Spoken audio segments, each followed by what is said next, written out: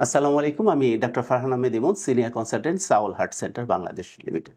সবচেয়ে বেশি যে প্রশ্নগুলো আসে হৃদরোগীদের তরফ থেকে সেটা হচ্ছে যে হাঁটতে গেলে বুকে ব্যথা হচ্ছে, আমার হয়রান লাগছে, শ্বাসকষ্ট হচ্ছে, অনেকের চোয়ালটা ধরে আসে, অনেকের গলায় চোকিং হয়, অনেকের এক সাইডে রেফার্ড পেইন হয়, হাতে ব্যথা হয়। এই ব্যথাগুলো বা এই লক্ষণগুলো যখন আসবে বা সিঁড়ি দিয়ে উঠছি হয়রান হয়ে যাচ্ছি, এই লক্ষণগুলো যখন আসবে আমি কখন ভেবে নেব যে এটা আমি আসলে হৃদরোগের দিকে এগোচ্ছি না এগোচ্ছি না। সবচেয়ে বেশি কনফিউশন থাকে হচ্ছে বুকে ব্যথা নিয়ে, যে বুকে ব্যথা হলেই আমরা আতঙ্কিত হয়ে যাই যে হৃদরোগ কিনা। আমি আপনাদের বলে দিচ্ছি যে কিভাবে বুঝে নেবেন যে আসলে এটা হৃদরোগের সাথে সম্পর্কিত কিনা।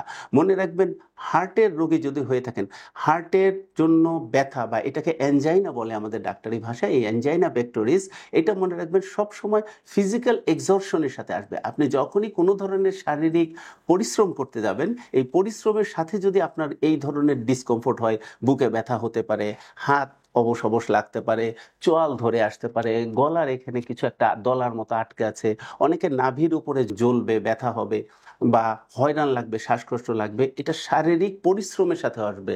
আপনি সিঁড়ি দিয়ে উঠছেন, ওজন টানছেন, দ্রুত হাঁটার চেষ্টা করছেন, অনেকের লম্বা সময় ধরে নামাজ পড়ছেন, নামাজের মাঝখানে এটা হচ্ছে।